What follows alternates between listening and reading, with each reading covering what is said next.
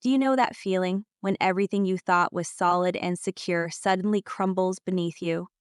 That's how it felt when the betrayal happened. One moment, I was living a life I thought was perfect: good relationship, close friends, a stable job, and the kind of routine that gives you a sense of comfort. Then, everything came crashing down. It wasn't dramatic at first. It started with whispers, rumors, texts, and that gut-wrenching feeling that something wasn't right. I had always trusted John. He was my partner for 4 years, and I believed in us more than anything. So when I discovered, through a simple message on his phone, that he had been seeing someone else behind my back for months, I couldn't believe it. The shock hit me like a ton of bricks, and I just froze. I'd been with him through the good and bad, supporting him when he lost his job, celebrating his achievements, and cheering him on when things got tough. And now the one person I thought would never hurt me was the very person who shattered my trust. I remember the exact moment it all sunk in. My whole body felt numb. It wasn't just the act itself. It was the fact that he had lied to me again and again, and I had trusted him blindly. The disbelief was suffocating, and the anger, oh, the anger, burned deep. When I confronted him, the lies continued. He claimed it was a mistake, that he didn't know how it happened, but I knew better. I could see it in his eyes: the guilt, the deflection, the inability to take responsibility. He wasn't even sorry. That's what hit hardest. He wasn't sorry for what he had done.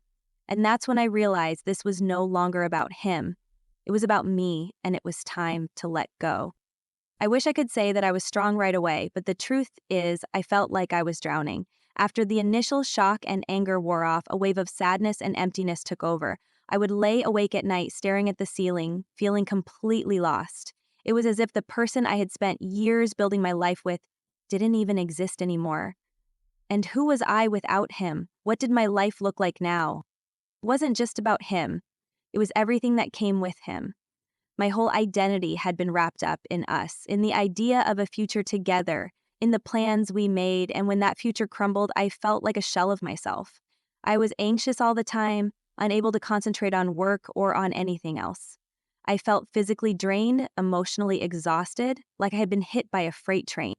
I started questioning everything: my choices, my judgment, my worth. How could I not see it? How did I miss all the signs? What did it mean about me if I couldn't even tell when the person closest to me was lying? Those thoughts swirled in my head for weeks, making everything feel 10 times worse. In the middle of all that confusion, I couldn't ignore the loneliness. I found myself avoiding friends, even though I knew they were there for me. It was like a dark cloud had taken over, and I didn't want to drag anyone else into it. I became isolated, staring at my phone for hours, rereading messages from John, trying to make sense of what happened. But nothing made sense. During those first few weeks, I didn't know how to cope. I tried a lot of things, some healthy, some not so much. I'd distract myself by diving into work or binge-watching TV shows, hoping to forget for a while. But eventually, I realized that ignoring my feelings wasn't working. I had to face them. That's when I started journaling. Every night, I'd sit with my thoughts and pour them onto the page. Writing became my therapy. It was raw and messy, but somehow it helped. It gave me a way to process the hurt, anger, the confusion, and eventually the hope that things would get better. I also leaned on my close friends, the ones who were patient with me, who didn't judge, who just let me cry when I needed to. There were days when I didn't want to leave the house, but they'd call, show up at my door with coffee, and remind me that I wasn't alone. Slowly, their support began to chip away at the darkness that had taken over. About 6 months after the betrayal, I reached a turning point. It wasn't anything dramatic, but one day, I woke up and realized that I had been hiding from myself. I had let the pain consume me for so long I had forgotten who I was before everything happened. The anger, the sadness, the loneliness. They had taken over my entire identity. But I was still in there somewhere. I started taking better care of myself, one small step at a time. It wasn't easy, and it didn't happen overnight, but I began to find ways to heal. I began going for long walks in the morning, just me and my thoughts, focusing on the present instead of dwelling on the past. I started cooking healthy meals for myself, something I hadn't done in months.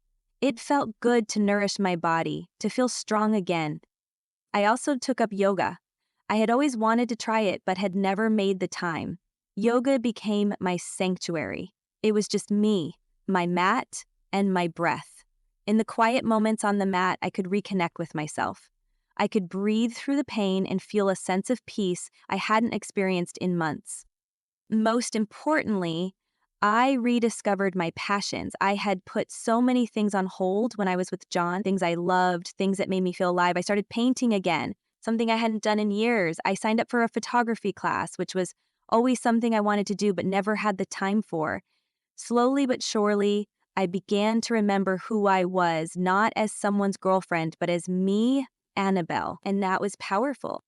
The healing process wasn't linear. Some days were better than others. Some days the pain felt as fresh as it had the day it happened. But the difference now was that I had a sense of control. I was taking charge of my life again, piece by piece. Rebuilding my life wasn't just about self-care and finding new hobbies. It was also about rebuilding my foundation, my support system, my sense of purpose, my boundaries. I reached out to a therapist. At first, I was hesitant, unsure of what to expect. But after a few sessions, I realized how crucial therapy was in helping me make sense of everything. I learned about the importance of boundaries, something I had never really thought about before. I had always been a people pleaser, putting everyone else's needs before my own. But therapy helped me realize that I had to put myself first, especially after what happened. I also reconnected with my family, especially my sister. She was always there for me, but I had pushed her away when I was in the relationship. I didn't want to burden her with my problems. But now I realized I needed her more than ever. We started spending time together, laughing and reminding each other of the good things in life. I also focused on my career. It had been hard to stay motivated at first, but I knew that I needed to get back on track. I took on new projects at work, put more energy into my goals, and started feeling a sense of pride in what I was achieving. As I began to rebuild my life, I learned to set boundaries with others, especially when it came to relationships. I wasn't willing to settle anymore. I knew my worth, and I wasn't going to let anyone, especially not someone who had betrayed me, take that away. Looking back now, I can say that I'm stronger than I've ever been. Betrayal will always sting, but I've learned that it doesn't define me. What defines me is how I rise from it. What defines me is how I've learned to love myself again, to trust myself again, and to rebuild my life on my own terms. The process wasn't easy, and there were days when I doubted myself, but those hard days helped me grow. They gave me the resilience I needed to face life head-on, no matter what it threw my way. I've learned to be kinder to myself. I've learned that it's okay to take things slow, to heal at my own pace. I've learned that life doesn't always go according to plan, but that doesn't mean we can't find a way to make it beautiful anyway.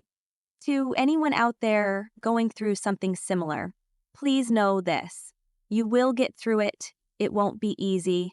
There will be days when you'll feel like giving up. But keep going. Trust that the light will find you again. You are stronger than you think, and you are worthy of so much more than the pain you're going through. And in the end, you'll look back and realize that while betrayal can break you, it can also rebuild you in ways you never expected.